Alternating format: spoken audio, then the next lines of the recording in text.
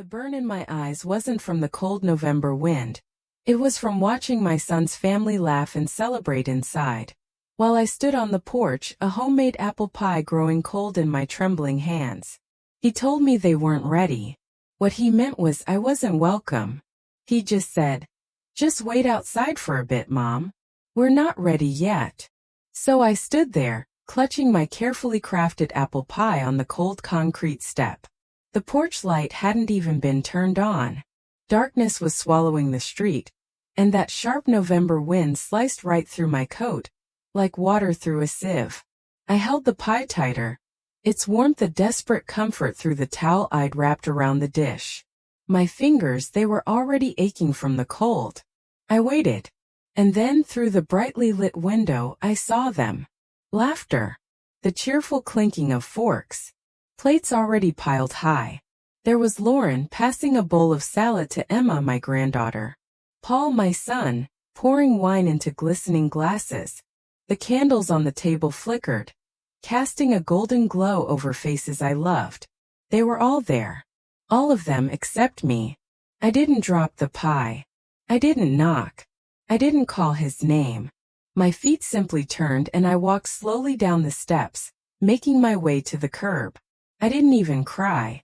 Not then. My eyes just burned. That deep raw burn you get when you've stared at something too long, too hard. Something you wish you could unsee. The drive back home was a blur of silence. This road, though, was etched into my bones. I'd lived in this neighborhood for 42 years. Every turn, every corner was muscle memory. Paul, my boy, he was born in this very house. He learned to ride his bike on Sycamore Street, built a treehouse in our backyard. Though that tree, it had been cut down years ago. I parked in front of the house. It looks smaller now somehow, as if each year that passed without George had shaved off a little more of its sturdiness. The porch steps sagged just a bit. One of the gutters, that same one, was hanging loose again. I'd asked Paul to help fix it last spring. He'd said, "Sure, next weekend." That was 8 months ago. Inside, the air was thick with the familiar scents of cinnamon and old wood. I gently placed the pie down on the counter. The towel was damp with steam, a testament to the warmth it still held. I unwrapped it carefully like a bandage protecting a wound, and set the dish on the stovetop. It was a good pie. My best in months, actually. I stood there in the kitchen, unmoving, my mind a blank, just letting the silence press against me, heavy and suffocating. Then slowly I walked to the hallway and took off my coat. My hands were trembling now. Not from the lingering cold, but from knowing. Truly knowing. He hadn't forgotten. It wasn't a mistake. I hadn't misheard.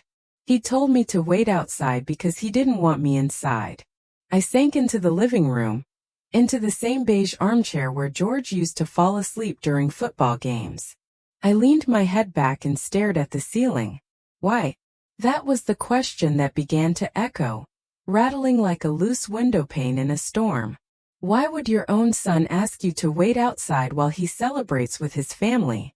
Why would he hide you? I'd raised him alone after George passed. Skimped on meals some months so he could join that summer science program. I even sold my wedding ring to help with the down payment for his first car. He never knew that part. And when he met Lauren, I was the one who helped them with their mortgage, their wedding, the baby's crib. And now this. I stood up, walked to the side table and opened the drawer. My old scratched phone lay there. I scrolled to Paul's name, staring at it. I didn't call. I couldn't. What would I even say? Why didn't you let me in, son? And what if he said something like, "It wasn't personal, Mom." Or worse, "We thought you'd be uncomfortable." As if my presence was just a complication to be managed. Instead, I opened the bottom drawer. The one where I kept receipts and records. I didn't know what I was looking for. Maybe proof that I existed in their life. Bank transfers. Notes from Lauren. Oh, little drawings from Emma. Something to anchor me. What I found was the receipt from their roof repair. $5,000. Paid in full. By me. And then Paul's thank you text from 3 years ago. "You're a lifesaver, Mom. Don't know what we'd do without you. I leaned against the drawer, breathing slowly. No, tonight wasn't a mistake. They were ready. Just not for me. I didn't sleep that night. Not even a wink. I sat in that same armchair until morning, watching the shadows dance across the floor. Around 4 a.m., I got up and put the pie in the fridge. By 6, I'd already boiled water, made tea, and fed the cat, even though he hadn't meowed yet.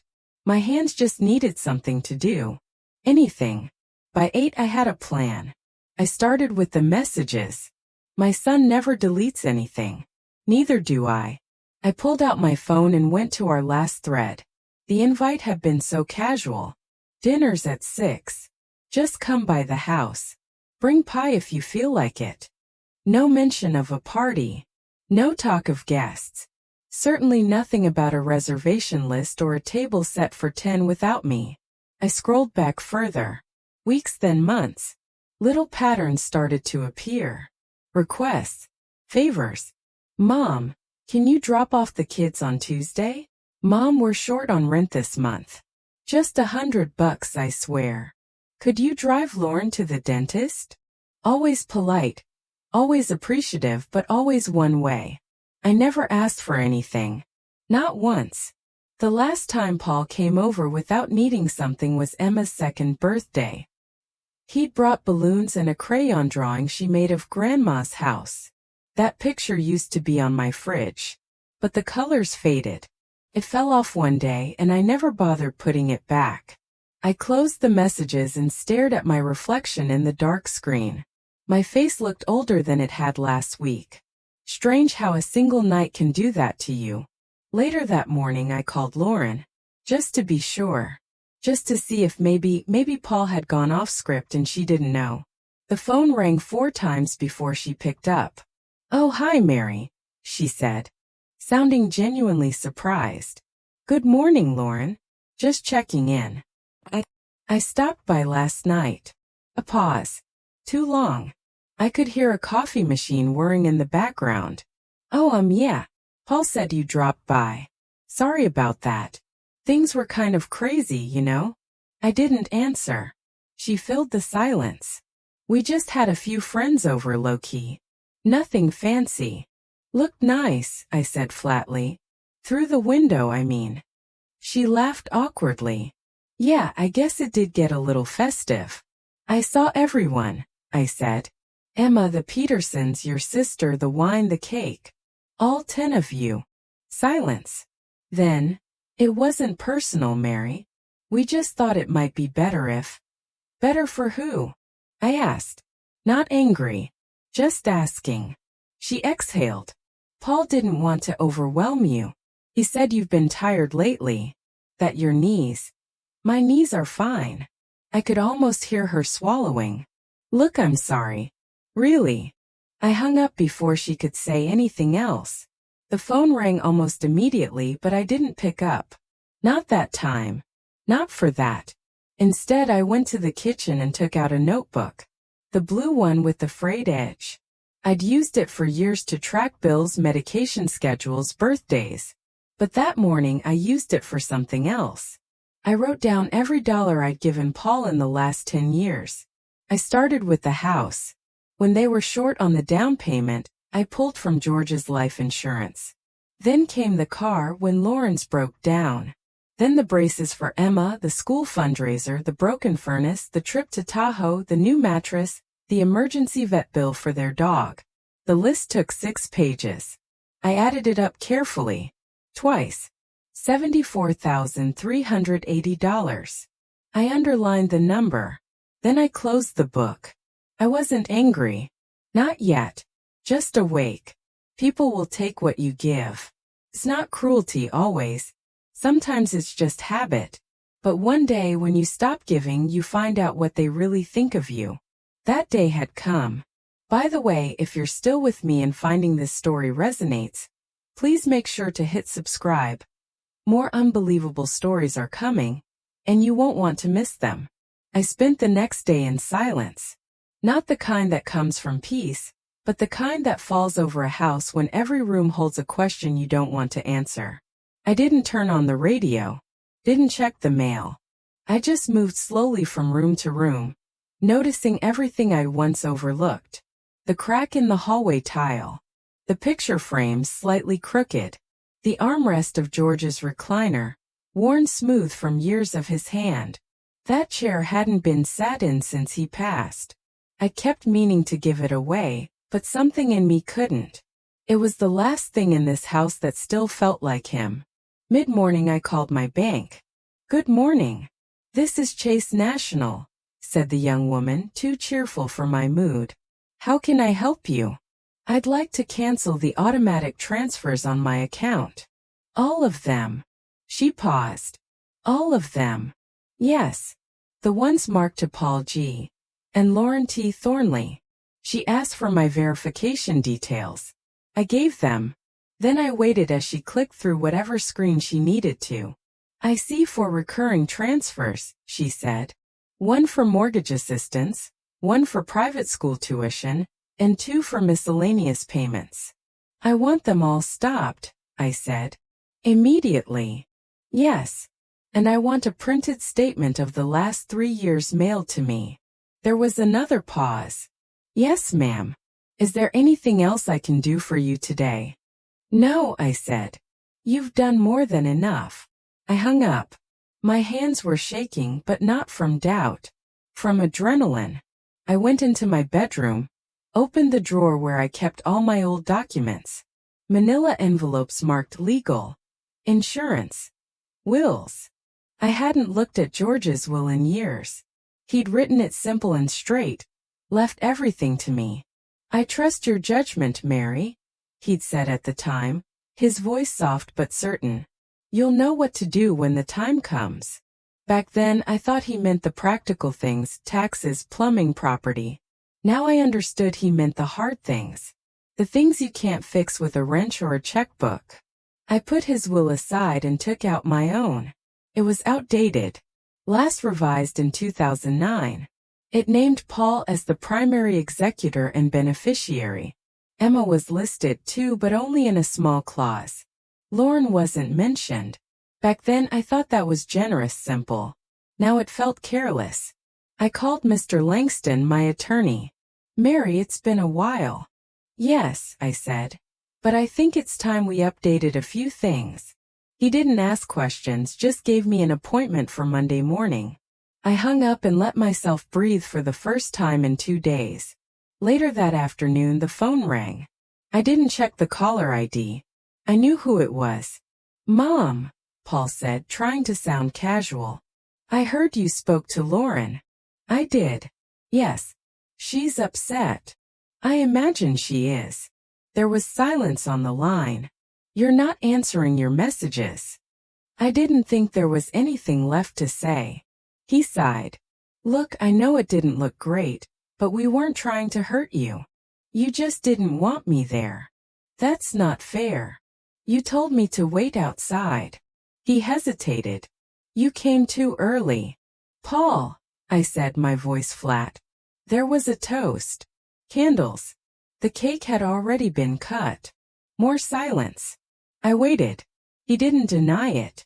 "You could have just told me," I said, "that you didn't want me there. That I wasn't part of the celebration." "That's not what it was," he said, but the words had no weight. "It was complicated. You've been tired. You said your hip's been acting up. We didn't want to stress you." I didn't answer. Finally he added, "We were going to come by this weekend, bring you leftovers. Emma made a card." A pause. He was waiting for gratitude. For forgiveness. For me to say, "That's sweet of her." But I didn't. "Don't bother," I said quietly. "I already cleaned out the fridge." I hung up. It felt like cutting a rope. One I'd been gripping for years, one I didn't realize was choking me. The office smelled like lemon polish and old books. Mr. Langston hadn't changed much. His hair had thinned, his belly rounded slightly, but his eyes were just as sharp as ever. When he stood to greet me, he did it with the kind of formality you don't see often anymore, as if my arrival actually mattered. "Mary," he said warmly, "it's good to see you." And you, I replied, meaning it. He gestured for me to sit, then closed the door behind us. No interruptions. That was one of the things I appreciated about him. He always made space no matter how small the matter. I handed him my old will. It needs revising. He took it without comment, slipping on his glasses and skimming the contents. Then looking over the frames, he asked, "Do you know what you want to change?" "I want Paul removed as executor," I said. "And beneficiary?" He nodded slowly. "Understood. Do you want to name someone else?" "My granddaughter, Emma. She's still young, but I trust her more than I trust her parents." He didn't blink. Just reached for a clean sheet of paper and began writing. "And the house," I continued. "It stays in a trust in my name. No transfers, no co-signing, no power of attorney." His pen scratched across the paper like a verdict. "And the savings?" "I'd like to leave a small scholarship fund in George's name for local students. Kids with single mothers." He glanced up, eyebrows raised. "That's generous." "It's justice," I said. "George believed in hard work. So did I. It shouldn't go to people who only remember me when their car breaks down." He smiled faintly, and I felt the warmth of being seen. It took over an hour to finalize everything. He walked me through the paperwork carefully, like always, making sure I understood every clause. When I signed the last document, he slid it into a folder and said, "You've just drawn a new line, Mary." "I know. Feels good, doesn't it?" I nodded. "It doesn't hurt." I left his office lighter than I'd felt in weeks. The sun was shining low, throwing long shadows across the pavement. I stopped at the bakery on the way home, not out of habit but because I wanted to. Bought myself a single slice of cherry pie, George's favorite. Back home I sat on the porch and ate it with a plastic fork. The air was cold but clean. I watched the neighborhood, the dogs barking, the kids coming back from school, the mailman waving as he passed. And for the first time in a long while I felt like the house was mine again. Not something I was guarding for others. Not a storage unit for their memories. But mine. That evening I turned off my phone. Let them wonder. The first call came Tuesday evening. I didn't recognize the number, but I answered anyway. Old habit. "Mom. Paul." His voice was tight, like a man trying to sound calm with a fist clenched in his pocket. "I heard you changed your will." "I did," I said, plain and simple. A pause. "Without telling me." "It's my will, Paul. I don't need permission." Silence, then a sigh. Not of sadness. Of calculation. "Look," he said. "If this is about Friday, it's not just about Friday." He hesitated. "You're upset. That's understandable. But maybe we should talk before making rash decisions." "I didn't make any rash decisions," I said, my voice even. "They've been years in the making. I just finally acted." Another pause. "You're being dramatic." That made me laugh. Not loudly, not with humor.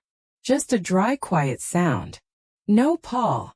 Dramatic would have been me showing up at your dinner party and flipping the cake onto the carpet. Mom, I sat outside your house holding a pie I made for your family while you raised a glass without me. That's not drama. That's clarity." His tone shifted, trying to soften. "You know we love you." "I don't know that," I said. "I know you love what I provide." The line went quiet again. "Emma was really upset when she heard," he said finally, like it was a trump card.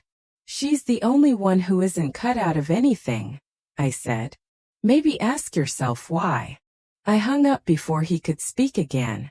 I wasn't in the mood for explanations that ended in guilt.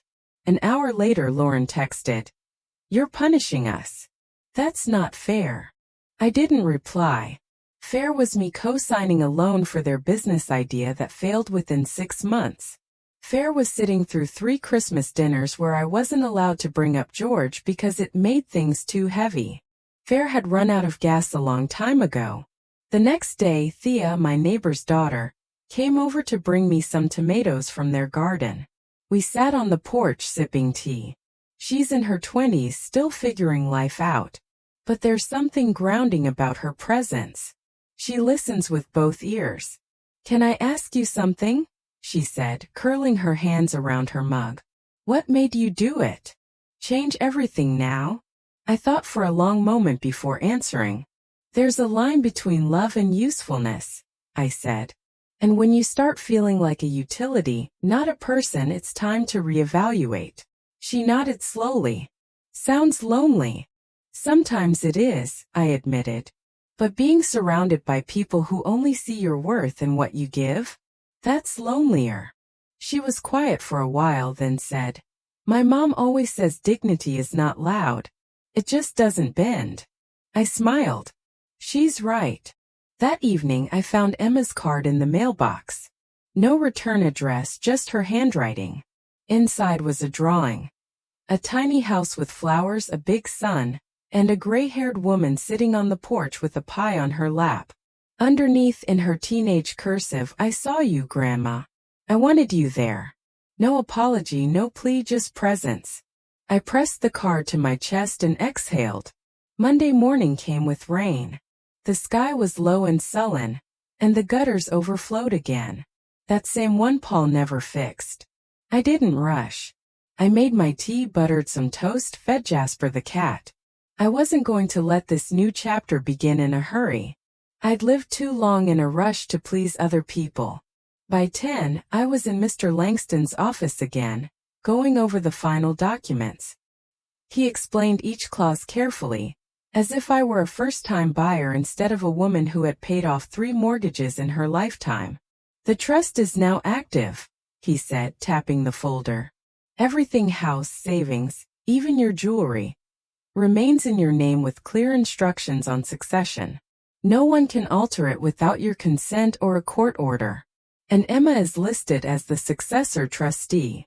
I nodded, hands folded in my lap. "If anyone pressures you to change it, you call me. Day or night." "I will." "And the medical directive?" "Signed," I said. "If I'm not able to make my own decisions, Emma decides. Not Paul, not Lauren." He gave me a long look, part concern, part admiration. "You're doing this with a steady hand, Mary. No anger, just clarity." "I'm too old for tantrums," I said, "but not too old for dignity." On the way home, I stopped by the library. It was mostly empty, save for the high school students dragging their feet through history projects, and a few retirees nodding off in the armchairs. I wasn't here for books. Not this time. Emma was working the front desk, her part-time job. I waited until the line cleared, then walked up. She saw me and smiled wide, genuine. "Grandma, I got your card," I said. "Thank you." She looked sheepish, lowering her voice. "Dad was mad I sent it." "I know. I didn't agree with what they did." I told them that. Mom said I didn't understand the bigger picture, but I think sometimes the bigger picture is just people being cowards. I smiled. "You see more than they think." We talked for a few minutes about school, her biology teacher, the book she was sneaking home from the band shelf. Then she leaned in and asked quietly, "Are you okay?" I looked at her. Really looked. She had George's eyes. Not just the color, but the calm way they held you when you spoke. "I am now," I said. She nodded, understanding something deeper than I had words for. "If you ever need anything, really anything, call me first." "Before Dad." "I will." Before I left, I slipped a small envelope into her palm. Inside was a note. "You are the only one I trust to hold the key. One day this house will be yours. Not for what you've done, but for who you are." She read it there at the counter, eyes welling. But she didn't cry. She just nodded. "Okay," she whispered. When I stepped back into the rain, it didn't feel so heavy. Emma came by that Saturday with a bag of groceries and no announcement. She just showed up, her hoodie soaked from the rain, hair pulled into a messy bun. When I opened the door, she lifted the bag like it was an offering. "Grandma," she said, "you didn't have milk. And I know you hate going out when it's wet. I let her in without a word. Some things don't need thanking. Not right away. We put the groceries away together. She knew where everything went. That alone said something. She'd been watching, paying attention. When the kitchen was quiet again, she sat down at the table and looked at me. Really looked. "Can I ask you something?" she said. I nodded. "Why now?" Her voice wasn't demanding, just curious. "Why not 5 years ago? Or 10? I sat down across from her and folded my hands. Because I still believed I mattered to them. That one day they'd see me again. Not as an obligation, not as a resource, but as a person. A mother. She was quiet for a while, then said, "I think they do see you, but only through the lens of what you've always been. Reliable, always there, always fixing things. It's hard to imagine you doing anything else." "That's the problem," I said. "They don't imagine. They just expect." Emma chewed on her lip, thinking. "I remember once I asked Dad where your bedroom was in our old house, and he laughed and said, 'Wherever the bills are kept.'" She paused. I didn't get it then. But I do now. That stung more than I expected. Not because it was cruel, but because it sounded so casual, like that's just who I was to him. A ledger. A line of credit. "Do you think I did something wrong?" I asked her quietly. She shook her head. "I think you did too much right for too long. They forgot you had the option to say no."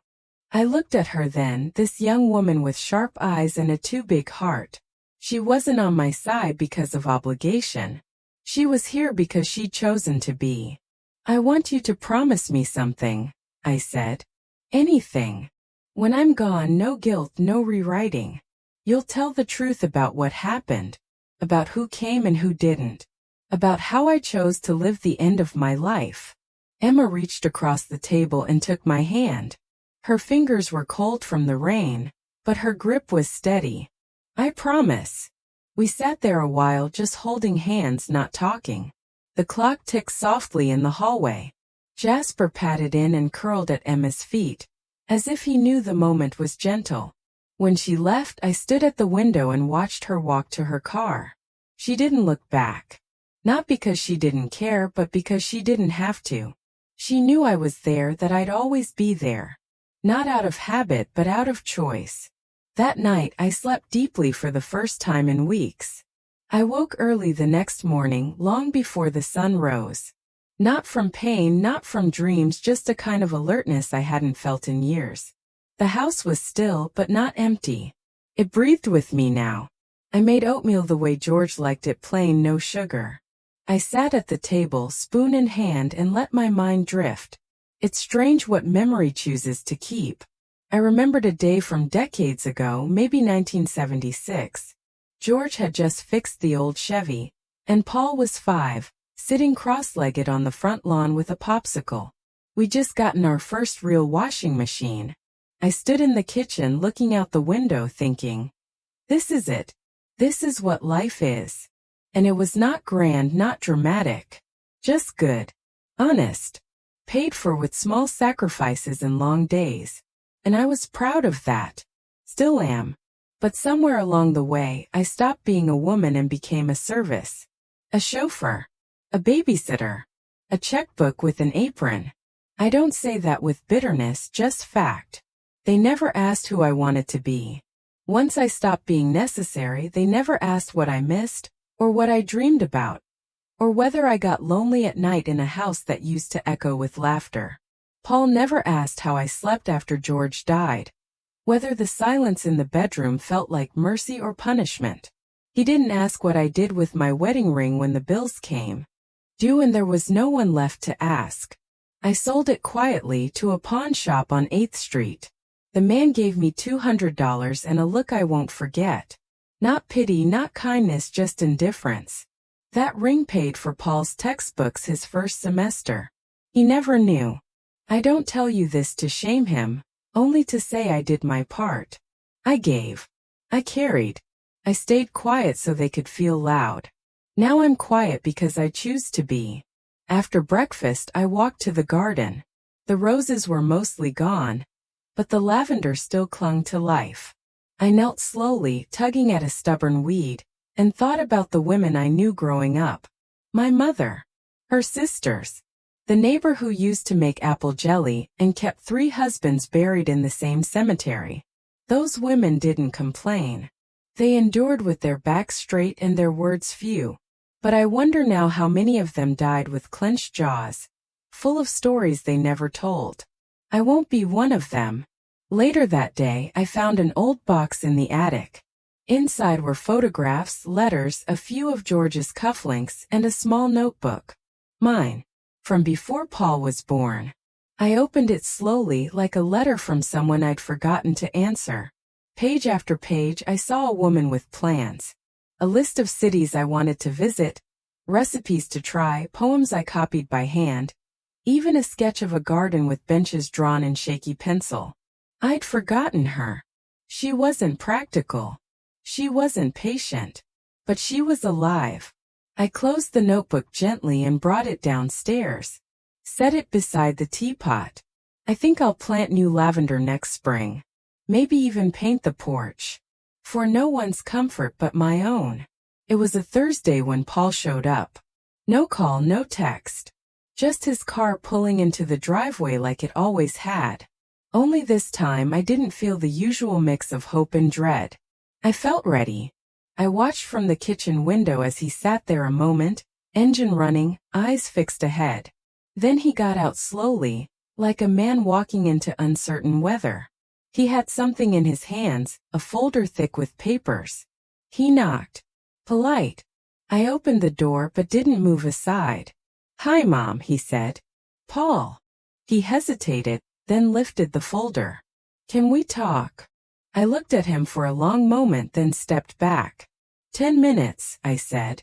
"Not because I owe you, just because I'm not afraid of you." He walked in like a man stepping onto foreign land. His eyes flicked around the room, maybe looking for signs of warmth or signs of absence. He sat at the table. I stayed standing. I wanted to clear a few things up," he began. "I feel like this has gotten way out of hand." "No," I said. "It's finally in hand. Mine." He looked stung but recovered quickly. Always did have that lawyer's tone, even as a child. Logical, mild, persuasive. "We never meant to exclude you. That dinner wasn't a statement. It was last minute." I said nothing. He shifted. "And Lauren, she feels terrible. She's been crying, actually." "Let her cry," I said softly. "She's good at it." He blinked. "You're being cold." "No," I said. "I'm being correct." He opened the folder, spreading out some papers. Bank statements. Schedules. An old printout of my will. "Look, I know you've changed some things. You're right. But I think maybe we acted too fast. There's no need to be punitive. We can talk this through." "There's nothing to talk through," I said. "I already did the talking for 30 years. You just didn't hear it." He frowned. "What are you trying to prove?" "That I'm still here," I said. "That I see what's real. That I won't let my last years be spent waiting outside like a delivery." He looked genuinely hurt then, but not in a way that made me soften. In a way that showed me he still didn't get it. "I've given you everything," I said. "Not just money. Time. Silence. My good name when you needed a co-signer. My Sundays when you needed a sitter. My pride when you needed help and couldn't bear to ask out loud." He rubbed his face, eyes suddenly older than I remembered. "So that's it," he said. "You're cutting us off?" "No," I said. "I'm cutting myself loose." He looked down at the folder, then gathered the papers back into it, slow and clumsy. "You always said family was everything," he muttered. "And I meant it," I said. "But not at the cost of myself." He stood, folder under one arm. "I wish you told me sooner." "I did," I said. "You just didn't hear it through the sound of your own needs." He didn't hug me. He didn't cry. He didn't even say goodbye. He just left. And for the first time in a long time, I didn't feel abandoned. I felt chosen. By myself. 2 days later, I had lunch with Lorraine. We'd known each other since the 70s, back when we both had toddlers in tow and hips that didn't ache every time it rained. She still lived 3 streets over in the same red brick bungalow with the green shutters and wind chimes that never stopped singing, even in dead air. She brought soup. I made sandwiches. We sat in the sunroom with blankets over our knees, as 2 old women do, and talked around the edges of what mattered until we didn't. I heard Paul came by, she said, not looking at me. He did. She sipped her tea. And I let him talk. I didn't let him change anything. A small smile tugged at her mouth. Good. She didn't ask for details. She didn't need them. We were the kind of friends who understood each other's silences better than most people's explanations. I always wondered, she said quietly, if we did it wrong. This generation. If we made them too comfortable, too certain that we'd be there no matter what. I looked at her surprised. Lorraine never spoke like that. Not in years. Not since her son put her in assisted care for 2 months without asking, just because his new wife needed space. You didn't do it wrong, I said. You just did it fully. And so did I. She nodded, eyes misting. Still hurts though, doesn't it? Yes. But not in the way it used to. Not like a wound. More like a scar that tells you where not to lean anymore. We sat in silence for a while, listening to the wind chimes and the ticking clock. Then she said, you know what's wild? They think we're fragile. But we're the ones who survived everything. I smiled. We are the storm, not the roof. She laughed, a deep, warm sound. And for a moment we were 30 again. Sharing crackers on the back porch, swatting away toddlers and mosquitoes. Before she left, she touched my hand and said, I'm proud of you. I didn't say thank you, just squeezed her fingers. That was enough. That evening, I sat by the window and watched the sky turn lavender. I thought about all the things I'd given away freely, and all the things I was finally learning to keep. Time. Peace. My own story. They might not hear it. They might not like it. But it would be mine. It was nearly dusk when the knock came. I wasn't expecting anyone. I just poured a cup of chamomile and sat down with an old blanket and a mystery novel I'd read 3 times already. I moved slowly to the door, not with dread, just with a calm sort of resignation.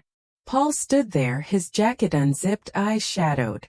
He looked thinner somehow, or maybe just worn. Can I come in? I studied his face. There was no folder in his hands this time. No arguments ready behind his teeth. All right, I said. But just for a moment. He stepped in quietly, like he was entering a hospital room. His eyes drifted to the framed photo of George on the hallway table, then to the kitchen where nothing had changed, but everything had shifted. We sat in the living room, him on the edge of the couch, me in my chair, a careful distance. I didn't come to fight, he said. That's good, I replied. I'm all out of reasons to. He nodded slowly, ran a hand through his hair. We're in trouble, he said. I didn't say anything. The business is folding. Lauren's cousin backed out of the funding, and we're months behind. There's debt. A lot of it. Still I stayed quiet. He was testing the air, seeing where sympathy might rise. And the mortgage, he continued. We refinanced last year. Not that we told you. It's worse now. If we lose the house. His voice cracked. Not in drama and shame. We'll have nowhere to go. I sipped my tea. It had cooled. Why are you telling me this, Paul? He looked up, eyes rimmed red. Because I don't know who else to tell. I waited. He swallowed. I know we've made mistakes. I know I have. And I know we took advantage of your kindness. He paused. The words wouldn't come easily to him. He'd spent too many years using charm instead of truth. I thought you'd always be there, he said finally. And then you weren't. I looked at him. This man I'd raised. This boy I once wrapped in towels after bath time. Whose fevered forehead I once pressed against my cheek. I was always there, I said. Even when I shouldn't have been. And now I'm here.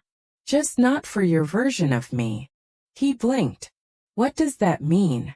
It means I will listen. I will care. But I will not pay. Not anymore. He looked down at his hands gripping his knees. But what do we do? He asked, and for the first time in years he sounded small. You figure it out, I said. Like I did. Like millions do. You don't need saving, Paul. You need to change. A long silence settled between us. I was scared to come, he said. I believe that. I thought you'd slam the door in my face. I thought about it. He let out a small brittle laugh. Emma said you wouldn't. My heart stirred at her name. Emma sees more than either of us. He nodded. She told me she's spending her next paycheck fixing the gutter here. Said it's not right you have to climb a ladder. She's already more of a daughter than I ever had a son, I said. Not cruelly, just truthfully. He winced, but he didn't argue. I'll go, he said, standing. I wanted to tell you we're not okay. I stood to, walked him to the door. When his hand touched the knob, I said quietly, Paul. He turned. You don't have to be perfect. You just have to be honest. He nodded. Didn't say goodbye. Just left. I watched him walk to his car. He moved like a man who'd finally stopped pretending to float. I sat in the kitchen long after he left. The tea was cold. The clock ticked softly, marking time I wasn't spending chasing after anyone.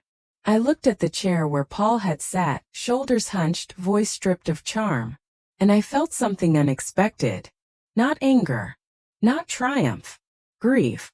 Not for what I'd lost, but for what never really existed the way I thought it did. For the fantasy I'd built in the shape of a son, who would return one day with thanks and recognition instead of debt and apology. The ache of letting that go was quiet but deep. I stood up, poured the tea down the sink, and went to the back porch. The sky was darkening. Rain again, probably. I pulled my cardigan tighter and sat down, staring out at the half-dead lavender and the empty bird feeder. Then I thought of the bank account. There was still enough in there to help them. Not save them. I couldn't do that. But enough to buy time. Enough to stop a foreclosure. Maybe even keep the lights on while they figured things out. My fingers itched toward the checkbook and then stopped. I sat with that feeling, the reflex to fix, to soothe, to rescue, and I watched it like a guest I didn't quite trust. How many times had I done this? Paid not because I believed in their choices, but because I couldn't bear their fear. Because I thought love meant always saying yes. But that wasn't love. That was guilt dressed in generosity. That was fear of being left out again. No more. I stood up, walked back into the house, and opened the drawer where the checkbook lived. Then I closed it. Instead, I wrote a letter to Paul. I believe you when you say things are hard. I believe you didn't come here for money. Not only anyway. And I want to believe this is the start of something better. But I need you to do the work on your own. The kind of work that doesn't come with a check attached. I have loved you beyond measure. I still do. But that love will no longer look like sacrifice. You are not alone. But you are responsible. That's what adulthood means. That's what I gave you. The right to stand on your own 2 feet. Use it. Mom. I sealed the envelope, left it on the table. I'd give it to Emma next time she visited. I trusted her to decide the right moment to hand it over. That night I slept with the windows open. The wind was strong but not violent. It moved through the house like something being aired out. And for once I didn't worry about who might need me tomorrow. I had finally remembered what I needed today. The invitation came 3 days later. A cream-colored envelope tucked into the mailbox like it belonged there. No stamp, no address, just my name written in Paul's handwriting. Careful. Too careful. Inside a single card. Dinner. Saturday, 6 p.m. Just us. No guests, no surprises. We'd like to try again. Paul and Lauren. No explanation, no guilt, no demand. Just a quiet knock at the door dressed as paper. I placed the card on the table and stared at it for a long time. I thought about the last time I stood at their doorstep. About the pie cooling in my hands. About the light from the windows, warm, full of people I thought were mine. About the sound of laughter I wasn't invited to. It wasn't fear I felt now. It was clarity. So I called Emma. She picked up on the second ring. Hey, Grandma. I got an invitation. A pause. I figured they might try something. It's different this time. Is it? I'm going, I said. But on one condition. Name it. You drive me and you walk me to the door. She didn't hesitate. Done. Saturday came soft and gray. Emma arrived early. She wore a simple dress and no makeup, just clean, steady eyes. The car ride was quiet but not heavy.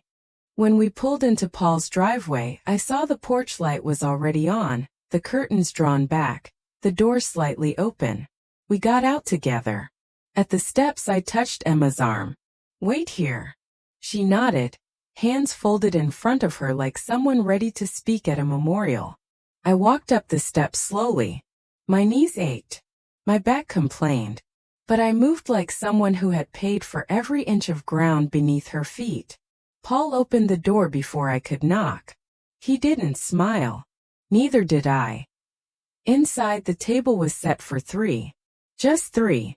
No candles, no guests. The plates were plain, the wine unopened. Smelled like roasted chicken. Not showy, just food. Lauren stood behind her chair, wringing a napkin. Paul gestured to mine. Please. I sat. They did too. For a moment we just breathed. The kind of silence that comes before a verdict. Then Paul spoke. We wanted to say thank you for coming. I nodded once. Lauren cleared her throat. We know we hurt you and we know sorry doesn't fix everything. No, I said. It doesn't. But we mean it, Paul added. And we're trying. We really are. I looked at him, at the fine lines that had deepened since last time, at the way his hands gripped the edge of the table. He looked like someone learning how to sit still with discomfort. That was new. I'm not here for apologies, I said. I've collected enough of those in my life to fill a library. They both stiffened slightly. I'm here, I continued, because I want to know if you see me now. Not as a resource, not as background, but as a person. A woman. Your mother. Paul swallowed. I think I'm starting to. Lauren nodded, eyes damp but quiet. Me too. I believed her. Not fully, but enough. We ate in silence for a while. The food was decent. The wine stayed corked. Before dessert I stood up. I won't stay long, I said. But I will say this. I have changed and I won't change back. Paul looked up, eyes tired. We don't expect you to. I nodded. Good. Then I turned to go. At the door I glanced back. You're not children anymore. And I'm not your net. I walked outside, down the steps, back into the night where Emma stood waiting, not asking what had happened, just opening the car door like she already knew. We didn't speak in the car. Emma drove like she always did, careful, steady, one hand on the wheel, the other resting lightly in her lap. She didn't ask what they said. She didn't have to. The headlights swept across familiar houses, quiet lawns, and mailboxes painted with birds. I watched them pass one by one and thought, this is the road I've always taken. But now it feels different. Because now I choose where it ends. Back home I invited her in. Not out of politeness but because I wanted company. Real company. She made the tea this time. She knew where everything was. The kettle, the sugar tin, the chipped blue mugs. Her hands moved like she belonged there. And maybe finally she did. We sat in the kitchen. I didn't shout. I didn't accuse. I just said the truth, I said. Emma nodded. That's enough. I told them they don't get the old me back. That she's gone. She needed to go, Emma said quietly. I looked at her then, really looked, not as a child, not as someone to protect, but as an echo of all the women before me who were told to keep quiet, stay small, be grateful. I think I was waiting, I said, for someone to notice I was tired. Not physically. Not the knees or the hips or the back, but tired of being mom without being Mary. Emma leaned forward, elbows on the table. They noticed, but they liked it better when you didn't speak up. That landed like a stone in still water. Sharp, heavy, honest. I let it happen, I said. I trained them, really. Every time I said yes when I meant no. Every time I bit my tongue instead of speaking. Every time I paid without pause. Emma didn't interrupt. She knew this wasn't confession. This was unburdening. And somewhere along the way, I continued. I convinced myself that being useful was the same as being loved. Now she looked at me, not with pity, not with sadness, but with a kind of reverence I hadn't felt in years. You were loved, she said. But badly. That hit harder than I expected. I reached for her hand. She didn't flinch. They asked me to come back, I said. To the table. To the old dynamic. But softer this time. I think they mean it. I just don't know if I do. Emma looked at me steadily. You don't owe them anything, but if you go, it's because you want to, not because you're afraid not to. I nodded. It was never about the dinner. Not really. It was about being invisible in a room I helped build. And then, almost to myself, I added, I won't sit quietly in a place where I have to prove I exist. We finished our tea. No more words were needed. Emma stayed the night, not because she had to, but because she wanted to. She slept in the guest room. I left the hallway light on like I used to when Paul was small. Not for comfort. For witness. Morning came slow and kind. Emma was still asleep when I woke, and the house was wrapped in that rare hush. Not empty. Not lonely. Just full of air that didn't ask anything of me. I made breakfast for one. Toast, soft eggs, coffee. I didn't miss the noise. I didn't miss the roles I used to play. I sat at the kitchen table, same chair as always, and thought, this is peace. Not because everything was fixed. It wasn't. But because I had stopped begging to be seen by people who only looked when they needed something. After breakfast, I walked the garden. It was early enough that the dew still clung to the grass. I checked the bird feeder, trimmed a few dead stems. The lavender was gone now, but something else was sprouting near the fence. I didn't know what it was yet, but I left it. Some things deserve a chance to become. Emma left around noon. She hugged me without speaking and said before getting in the car, "You've changed everything, even if they don't know it yet." I smiled. They'll feel it eventually. After she drove off, I went to the drawer in the living room, the one I used to keep bills and receipts. I pulled out a clean sheet of paper and sat down with a pen. This wasn't a will. It wasn't a ledger. It was a letter. Not to Paul, not to Lauren, not even to Emma. It was to whoever needed it. To whoever had waited outside too long with something warm in their hands and hope in their chest. If you're reading this, you're not invisible. Not to me. You don't have to keep proving yourself to people who only show up when they're empty and expect you to pour. You don't have to carry the weight just because. You've always carried it. You don't have to call it love when it's really obligation.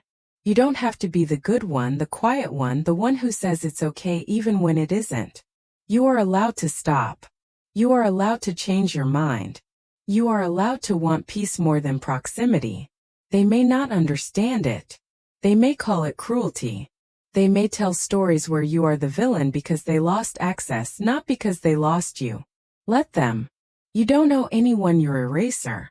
And if you're standing outside someone's door holding something you made with care, and they don't open, leave it on the step. Then walk away. You were never just the pie. You were always the guest. If this letter feels true to you, sign your name below.